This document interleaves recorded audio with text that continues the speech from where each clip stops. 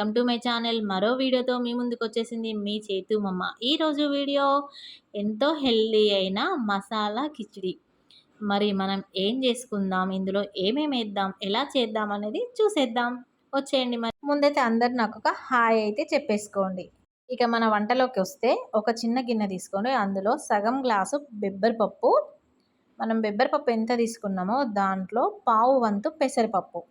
ఇప్పుడు మనం ఇవి రెండు కడిగేసి కొన్ని నీళ్లు పోసి పక్కన పెడదాం. ఆలోపు గ్లాసున్నర అంటే పెద్ద గ్లాసున్నర బియ్యం తీసుకొని 2 సార్లు కడిగేసి అందులో కొన్ని నీళ్లు పోసి ఇందాక మనం పప్పులు నానబెట్టాం కదా, ఆ పప్పులు కూడా బియ్యంలోనే వేసి మళ్ళీ ఒకసారి కడిగేసి కొన్ని నీళ్లు పోసి 15 నిమిషాలు మనం పక్కన పెట్టుకుందాం. అదే మీకు చూపిస్తున్నాను. ఇప్పుడు ఇది నానే లోపల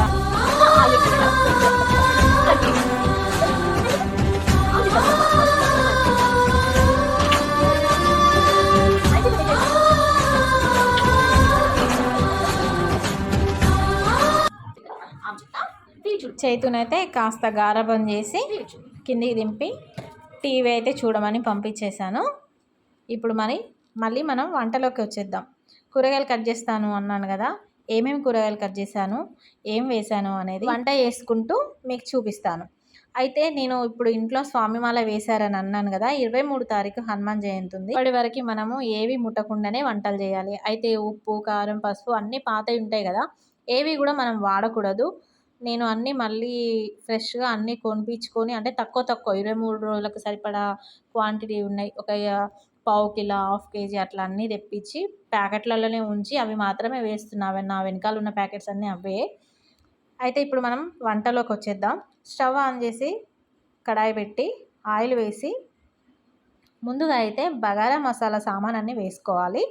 అవి కొద్దిగా వేగిన తర్వాత మనం తినే కారాన్ని బట్టి పచ్చిమిరపకాయలు వేసుకొని మంచిగా ఫ్రై అవ్వనివ్వాలి. అయితే ఇక్కడ పచ్చిమిరపకాయలకి బదులు పచ్చిమిరపకాయల పేస్ట్ కూడా వేసుకుంటే చాలా బాగుంటుంది. నేనైతే పచ్చిమిరపకాయలు వేసాను. అలాగే పచ్చి బఠానీలు, అవి కూడా కొద్దిగా మనకు వేగే వరకు ఉంచుకోవాలి.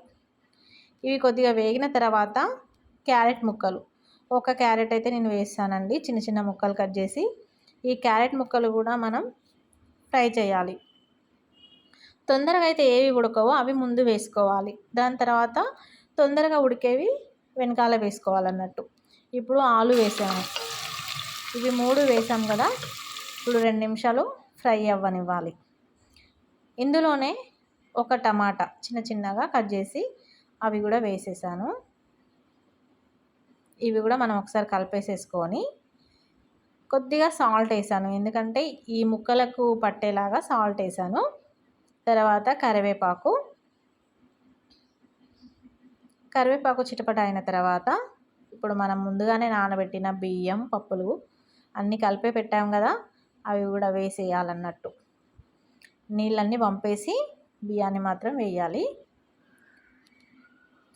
చూడండి, బియ్యం మనం మొత్తం నీళ్ళు పంపేశాను. బియ్యంని మనం ఏంటంటే ఒక 5 నిమిషాలు మనం బియ్యం మాత్రం ఫ్రై చేయాలన్నట్టు, నీళ్ళతో కాకుండా మనం నానబెట్టిన బియ్యాన్ని వేసి ఒక 5 నిమిషాలు ఫ్రై చేయనియాలి తక్కువ మంట మీద.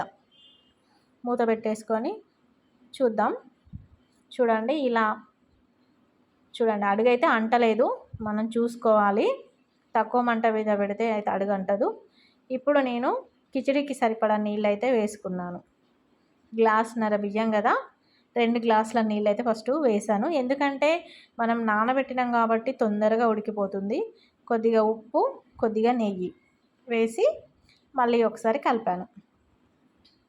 ఇప్పుడు మనం మూత పెట్టేసుకుందాం.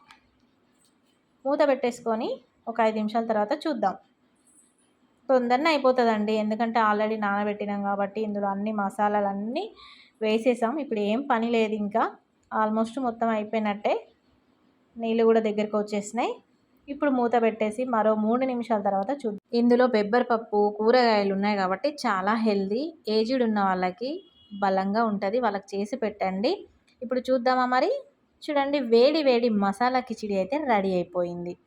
మీరు ఒకసారి ట్రై చేసి చూడండి. ఇంట్లో ఏజ్డ్ వాళ్ళు కానీ పిల్లల వాళ్ళు ఉంటే వాళ్ళకి ఆరోగ్యం కూడా పప్పులు కూడా బయటికి కనిపించవు, ఫుల్గా తినేస్తారు. దీనిపైన నిమ్మకాయ వేసుకొని తింటే ఆహా అనాల్సిందే. ఏ కర్రీ కూడా అవసరం లేదు, వట్టిగానే తినేస్తాం. మీకు కూడా ఈ వీడియో నచ్చినట్లయితే లైక్ చేయండి, కామెంట్ చేయండి, షేర్ చేయండి, సబ్స్క్రైబ్ కూడా చేయండి. Thank you.